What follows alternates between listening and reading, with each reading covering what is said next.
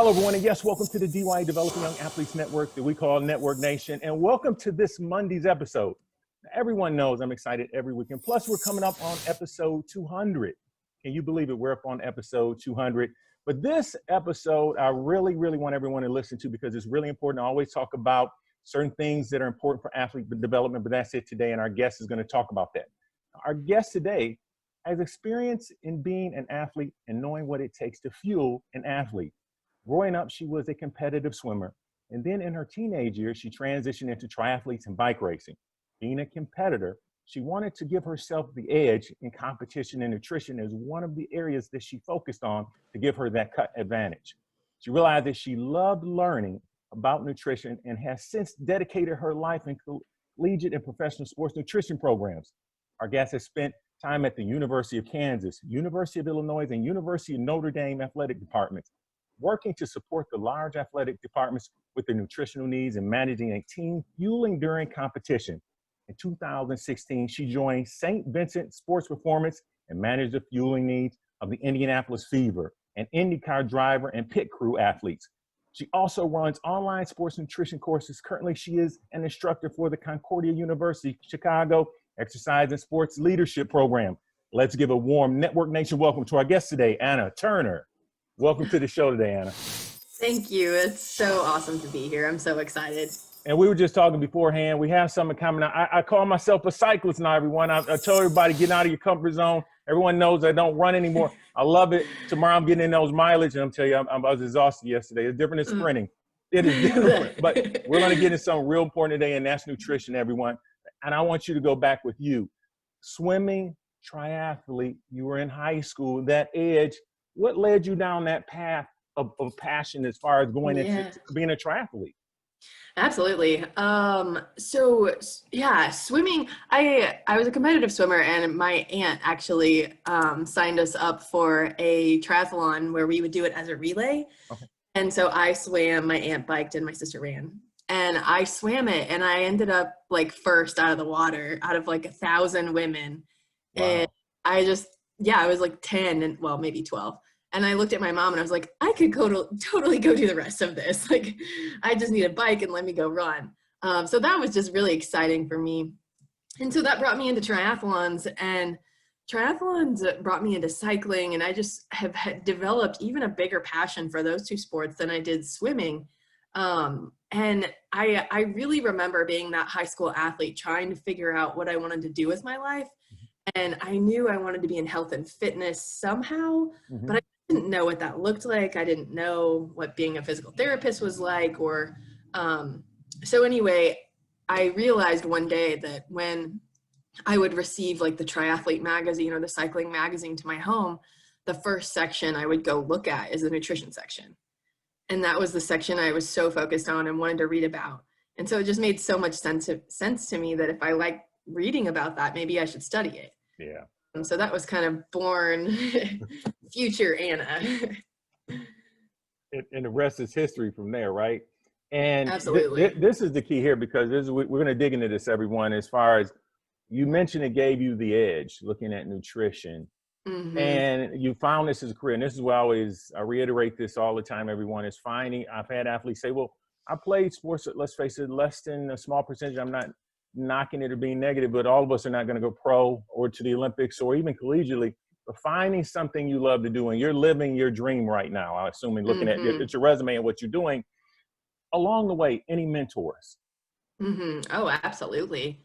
I think there are mentors from lots of different areas of life. I look back on coaches, the coaches, and specifically the swim team coaches, because then I started coaching as a young athlete. And, what I learned about myself coaching other athletes just continued to grow. Really who I think of myself today which is a nutrition coach. Mm-hmm. So I think coaches played a huge impact in my life. Just meeting all of the internships I had, all of the other sports dietitians that I've worked for have been huge influences on my life. But I really think the love for the sport and wanting to be the best athlete led me to love nutrition. And so that was just the fuel that, you know, transitioned me from being an athlete to helping athletes. And you hit a good point there with a lot of you young athletes and you coaches and parents, is that we talk about getting to a certain level, there's an edge that we need. Even young, this is all important what we're going over today. We all need to look at how we treat our bodies as a temple, which is very imperative. But what I want you to talk about is, today we're going to get into this, is first let's get into what you do now for a living, right? So you work for St. Vincent Sports Performance, but you also work with a number of pro organizations as well. And I'm going to say something about that in a minute to kind of add foundation to this for everyone. But kind of walk us through like a fun day of what you do. I call it fun because, like me, I love dealing with anything I do to help in sports. I'm still involved with it. So I'm not going to ever let it go. So absolutely. Every day is super fun. So at the Sports Performance Center that I work at, we are a full comprehensive sports center. So we have sports medicine physicians, strength and conditioning coaches, sports dietitians, sports psychology, and athletic trainers. So we are really the facility that offers everything that the athlete on a professional team has, which is what's so exciting, you know, about having that the athletes in Indianapolis or surrounding areas like have access to learn and grow and learn from these people about how to take care of their body, how to do, you know, corrective exercises and get strong and eat good food for fuel. You know, the sports psychology techniques. It's really motivating being in a place and just knowing that the high school athletes that walk through our door are learning everything that we want them to learn at that age. Like, I want you to learn that in high school so that you're not the professional athlete that doesn't know how to build your plate on game day. I like that. Build your plate. Let's touch base on that. And this is what this episode, everybody, is building a plan for nutrition and also hydration. Now, that's really what I want everybody to listen to, because this is something I was talking about, Anna, off the show, and to my wife, we were talking, is that through sports, and I deal with a lot of different people over the years, and it's always here we're building with this performance in or the special coaching or travel teams, and we're investing all this money there, but we're missing this key piece. It's just like the IndyCar drivers. Everyone doesn't think that there's nutrition and they train, right? But then that car is also taken care of as well. It's a total process. And it's really, it's a collaboration with all organizations that everyone, I keep drilling this home, we got to do this younger. Not that we want kids to be competitive, but we're looking at that they can be out of sports and healthy and live in a lifestyle that they can continue to do things and enjoy. And that's what I wanted to get into with you today is, when you look at dealing with those pro organizations in those colleges, how important is nutrition to those organizations? Nutrition is really the new area that they're pouring millions of dollars into. Okay. You know, at universities all across the country, they're adding more sports dietitians to the staff. If we would have had this conversation 10 years ago, you know, there was only maybe 5 sports dietitians working at universities. We didn't have any when I played college ball. It was like, what, you go to eat and you just go through the buffet and you figure it out yourself, right? It was and if the dining hall was if the dining hall closed, you're out of luck. That was it. But but now, I mean, there's I couldn't even quote the number, but all universities across the country have sports dietitians or contract with sports dietitians. Some have even 5 and 6 sports dietitians. Like the University of Texas has so many I can't keep track. The University of Notre Dame has 3. So they're really building sports nutrition similar to athletic training, right? We know how important athletic trainers are to keeping our athletes healthy. And nutrition is very similar, investing in training tables and fueling stations and education. Like that's one of the biggest things is the education piece. So although I can't bring a fueling station or a training table to your high school athlete, I can bring the education piece. And that's why I'm glad we have you on today. That's why we're the network, to bring education to you parents at home and you coaches. And that transition where we are, because Anna reached out to us, and I appreciate it because she brought up something really important, is that dealing with these times during our COVID that we're dealing with on a global scale, right? Let's look at some things there. Some parents are at home, some coaches. I know here in Michigan, some of the fall sports are being pushed to spring. So that changes your whole periodization program, everyone. And this you need to add into it. So this is what we're going to get into some here. what are some advice you get up here? I know one thing I talked about is meal prep, but let's look at what it could be an athlete planner. I'll let you walk us through kind of some steps you Sure. would take there. Yeah, the biggest thing that I think of when it comes to COVID is I've been working with so many athletes that are totally off their schedule, right? Athletes are used to being really regimented people. They've got 1 to 2 practices a day. They've got school. They've got extracurricular activities. So they're used to being so regimented.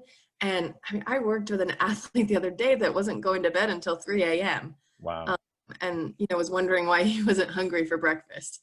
So I think everyone is just a little off right now. And we need to give ourselves some grace. It is a pandemic. But I think it's also time to start to implement a structure that you can and that will be helpful to you. So as you're starting online school or maybe half in-person school, starting to think about what does my daily tasks look like? Am I going to practices? And then from there, you can set out your meals. What time does my breakfast need to be? What time does my lunch, dinner? And then we can throw in the snacks. But you have to really think about that ahead of time. Or you end up being the athlete that leaves the house without breakfast and doesn't pack a snack for school. And lunch is the first thing you're eating.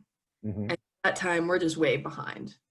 Right. And that's the thing I run into a lot. And I know in our house, we try to organize it in advance. And my youngest just graduated high school, but collegiate athletes, she's now, my oldest is getting ready to graduate. This is her last year of sports as a collegiate athlete.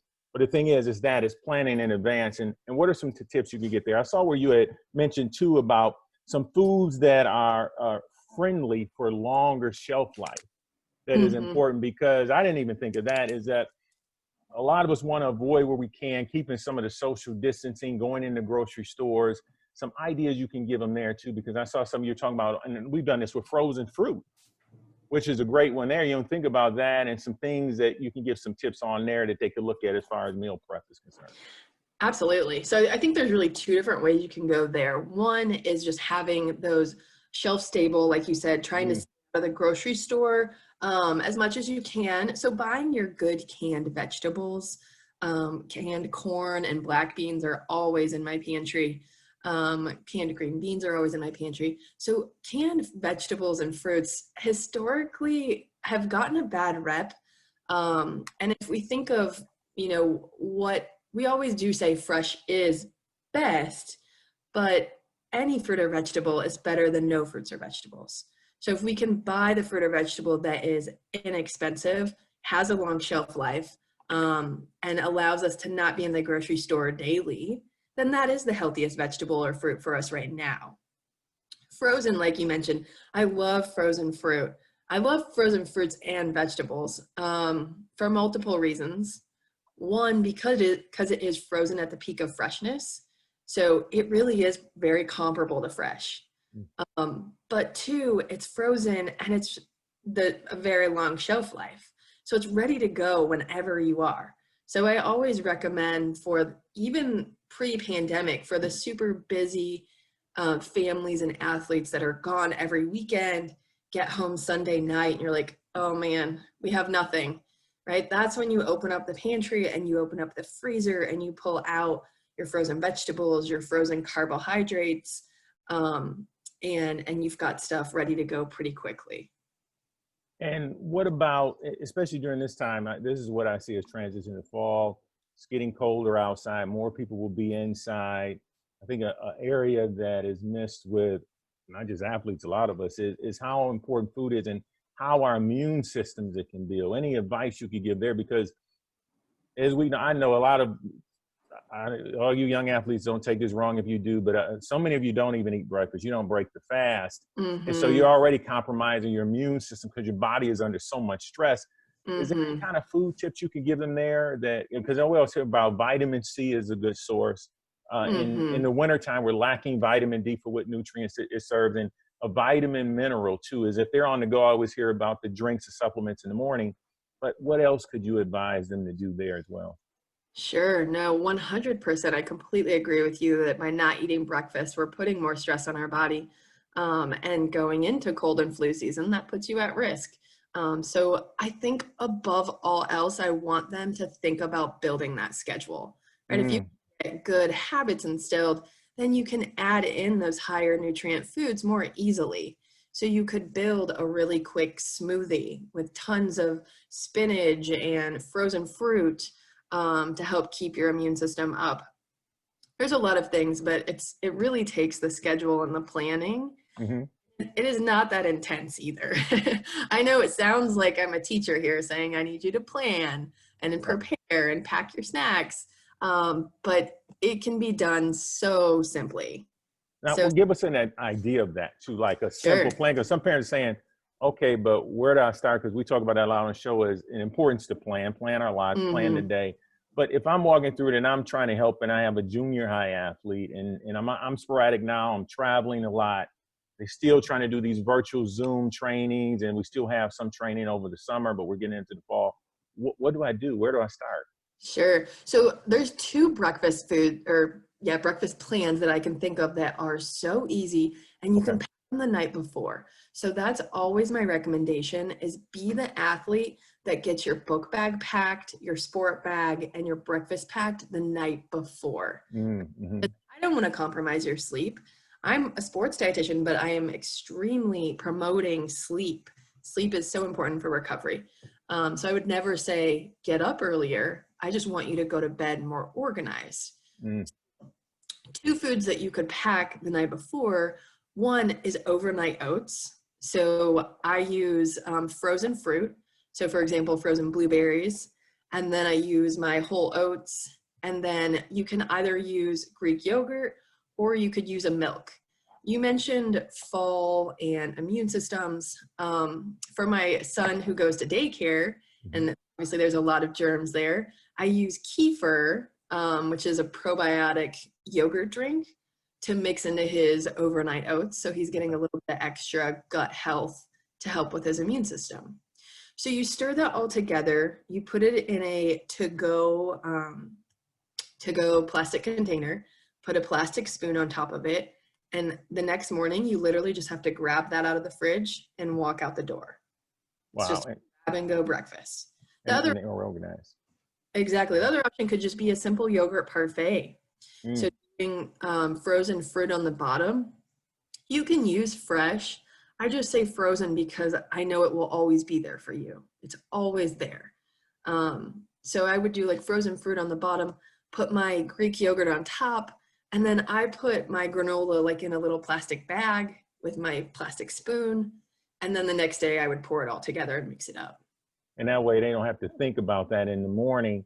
Now, going through the day, should they, if I'm looking out during the day itself or during the week, should they have that pre-organized too in a written format where they can look on the refrigerator? There's certain things I need to get in advance. And then if I have a tournament, what would I do from a practice standpoint? Because this is something that comes up too is, and every sport is different. If you just like in a triathlon or a distance runner's going to carve a different way, different than it is when you're dealing with more of an anaerobic trainer, right? In training. Sure. So what would you recommend there? Because I'm going to practice. I want something quick. I know I only have so much time. And then after practice, what do they look at doing at that young age? What's important, if anything? Absolutely. So I agree with you with having it written out. That's what we do with all our athletes is build out their fueling schedule. So they have a plan of what to have for breakfast, snacks, lunch, dinner. In regards to what to have for pre-practice and post-practice, one, you need to think to yourself, is this something that I need to pack with me to have at school? Or do I have time to come home after school before I go to practice? Right? They're two different situations. So if it's the athlete who has to eat the snack at school, then you need it to be something that doesn't need to be refrigerated.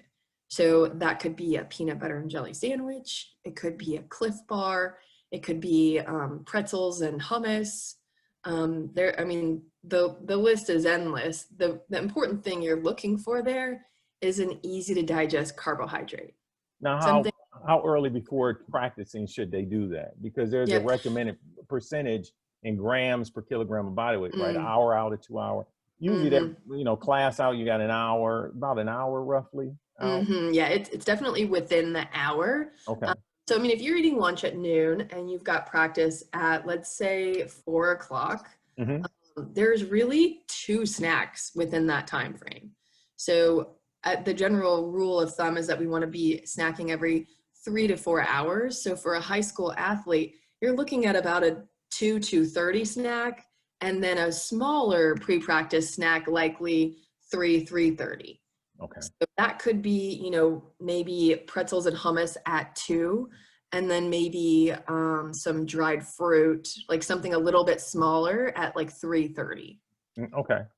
Okay. So there's a lot of different ways that you can do it. I think that's one of the important things to recognize, is that if you want to have a bigger snack at 2, or if you want to have 2 small snacks, there are multiple ways to organize your day. There is no best, as long as you're fueling consistently, not skipping meals, and the nutrients are present, you're gonna do a great job. And then you offer too, this is for coaches that I saw good on some information on your sites. And you also have some webinars or some training sessions too. And this goes out to a lot of your coaches, because you're trying to figure out, I know with traveling and with sports is sometimes you become that parent. Mm-hmm. And sometimes with traveling, and especially like when track and field and those invitational events and things like that, you're gone all weekend, right? You're gone with club sports too. And sometimes you coaches have the kids with you. Look into that. Kind of tell us about that course that you have. I don't know if you have to offer one pretty soon, but I always try to Sure. get things to professionally develop our coaches as well. Sure, absolutely. We actually have a high school nutrition course and a Okay. coaches course. So absolutely a course to help coaches understand how to help their athletes. So, as the coach, I would say that you've got 2 different jobs. One is to encourage and remind. Mm-hmm. Encourage and remind. And then the second, I'm not sure about club or high school coaches, but I know with college coaches, that their other job is to make sure the snacks are there as well. So I know I did both with travel and with different levels of school sports too. Is I always assume they wouldn't have things, right? Even my father, I helped exactly. him, so we used to always carry that stuff with us. It's Mm-hmm. just some of the things we carry. Looking back, I don't know if we should have. I almost feel like that's a double-edged sword, right? Yeah. By the time the athletes get to college and professional, like they've got the dietitian there that we're packing their snack bags. Like they literally just have to get on the bus and I'll hand them their snack bag. Mm-hmm. I want my high school athletes to be responsible enough to pack their own snacks. Right. So as the coach, I do think you need to have snacks available, but I would really encourage you to even maybe host a competition or something to encourage the athletes to pack their own, because it's really important that we teach them that responsibility. That's a good point too. That I wasn't thinking about that. That's a great point, because it's teaching them that independence beyond, because everybody's not going to play college. Everybody's not going pro with sports. And this too, so 10% harder to exercise. I'm going to get a little bit into hydration. A little bit at the end of the show, everybody. I wanted to touch base on this. So it's 10% harder to exercise when you're dehydrated? Absolutely. Right? Yes. So everybody listen up now. How many times we don't get enough hydration? I wanted to go over that with you, because you have the electrolyte test, the sweat testing. Kind of go over that a little bit and how important hydration is. I think they missed the boat. They think, well, I have a water, or no, it's more than just water. Water is a key point. Kind of touch base on that a little bit for us, would you? Sure. This is honestly one of the reasons why I did become a sports dietitian, because I did struggle as I got into those longer triathlons, and I was, doing a 2-hour, 2.5-hour race. I was struggling, and I always thought that it meant I'm not in good enough shape. I have to work harder. I have to work harder. And it wasn't that. It was that I was dehydrated, and I wasn't fueling and hydrating my body during the race to hit, my optimal potential. And that really stinks to look back on, right? It does. So that's why I want athletes not to make that mistake like I did. So learning about your sweat rate, are you the athlete who sweats a ton, or are you the athlete that, hardly is drenched at the end of a workout? It's really important to know how much you sweat, how much you should be drinking during your workouts. And then the next part to that is, what should you be drinking, right? Should we be drinking Gatorade and products with more electrolytes? And the answer to that is oftentimes yes. Mm-hmm. If it's a 45-minute or less workout, then water's probably fine. But as we get into the hour and beyond, we really do need the electrolytes, such as sodium, to help our body absorb the water that we're taking in.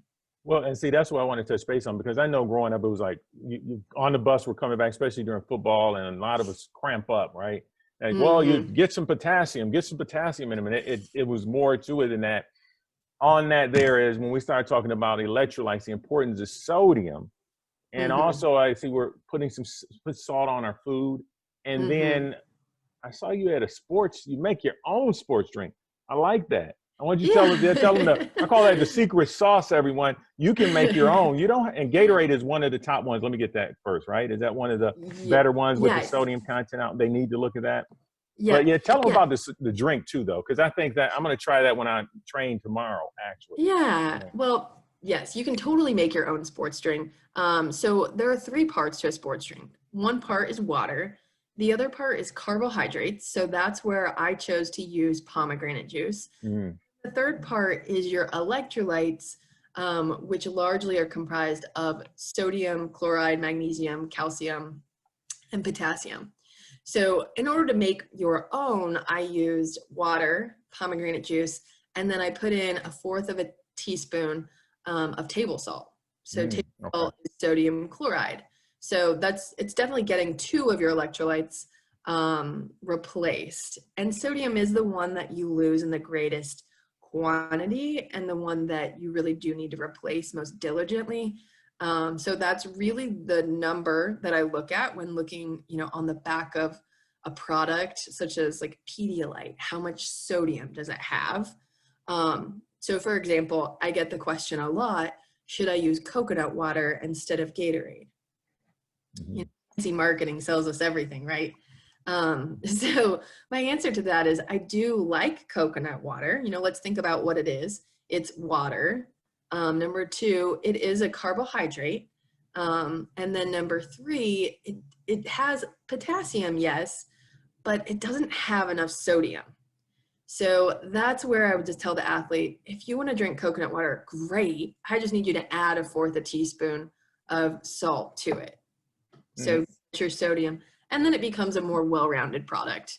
But yes, as far as, hydrating at practices, I think I'd want athletes to know that they need to be drinking diligently. And then secondarily, just know that sports drinks do have a purpose. And see, that's the purpose with it. And this too, with it, I want 2% of our body weight is what we need to look at in loss, right? As far as what we from sweating at practices. I think a lot think because I'm thirsty. Actually, you were already dehydrated for you coaches too. What is that calculation there? Is per percent of a kilogram of our body weight? So you might remember from your football days if they ever weighed you into practice and then weighed you going out of practice. So what they're looking for there is to figure out how much weight did you lose in practice. And I remember a text message I got from a friend once that was like, oh my gosh, I lost 5 pounds during my run. What does this mean? Unfortunately, you're not losing body fat, and thank goodness you're not losing muscle mass during this practice. You're just losing sweat. So it's just water. So whatever you lose between your beginning of practice and end of practice is just water. So then if you calculate what 2% of your body weight is, so for example, let me just do it really quickly. If you're a 150-pound athlete, your 2% would be 3 pounds. So if you lose more than 3 pounds in a practice, you were suffering from dehydration. And that's something good to remember for parents to use this calculation too, because if they're home and they're given a workout program and they're out and it's still summer now, you look at that too, because I think a lot of them don't weigh and they understand that. That's what I wanted to go over that. So. Sure. You can also download our My Sweat Rate app. So it is free to download, and it will walk you through that process. It'll tell you exactly what to do to run a sweat test. and give you your hydration plan. And I'll make sure we have the link for that to everyone. I got to ask you this question. Key nutrition tips for the athlete. What should they be doing? If you were to tell young athletes right now, what would be a key tips that they need to know at this point as young athletes, junior high, high school especially? Absolutely. We've got 5 tips. So when I do a nutrition assessment with an athlete in session 1, I want to know all about them. And what I am assessing them against is our top 5 tips. So I'm wanting to know, how frequently are they eating? Are they the athlete that's skipping breakfast, skipping snacks? And then I'm also assessing, what does their plate look like? Are they building their plate with only protein and carbohydrates on it? Are they missing fruits and vegetables? Are they missing enough carbohydrates? So as they're telling me about what they eat, I'm building their plate in my mind and trying to figure out, does that plate align with this type of athlete and the type of exercise that this athlete's doing? The third thing would be hydration. So helping the athlete understand their daily hydration goal, helping them understand their sweat rate. The fourth is recovery nutrition, which we touched on pre-nutrition. So recovery nutrition is really looking at that carbohydrate and protein snack after your practice, because a lot of athletes come home from practice and dinner might not be for another hour. Right. So you really do need a snack to start that recovery process. And honestly, just for total calories, it's another good time to eat. And then that 5th one is just planning, making sure that you have a plan. But I think the biggest thing really is the athlete plates, figuring out, are you eating, number 1, I want you to eat meals, get your 3 meals in, but then number 2, are they well balanced for what type of athlete that you are? And so you hit it. It all still boils down, like you say, planning out and understanding. And that leads us to the part of the show that you probably heard, the motivational moment, similar to that 2-minute warning in the NFL, letting us know we're near the end of the show. If you could give one inspirational message to the entire audience, what would that be? I want you to imagine you're at a sports banquet. You're about to be on stage to present this. Congratulations and good luck. I think I would just say that, I was the athlete who wanted to win just as bad as you do. And, now working in sports, I just, wish that number 1, I wish I would have had the resources that are available today. I mean, it's amazing to be an athlete today. So many resources and so many online resources. So utilize your resources and learn. If you want to be a really good athlete, learn about your sport and learn about how to take care of your body to perform at your sport. Well, that's a great motivation moment, like all of ours are, and that's it, learning. So how can our audience, how can they reach you on? What media platforms can we connect with you on? Absolutely. Yeah. So you can find me on Instagram at @AnnaTurner_sports nutrition.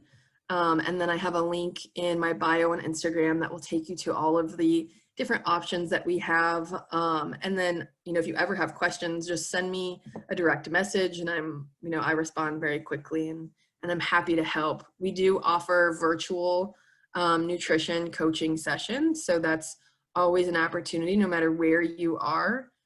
You have a dietitian that can help you. And we also have those online courses as well, which have been so fun. Oh, see, that's great, because everyone connect. We'll make sure we have all of this. And like Anna was saying, let's take advantage of technology we have today. We can connect globally now and make a difference. Let's totally develop the young athletes. Thank you for coming to Network Nation today, Anna. You're welcome. Thanks for having me.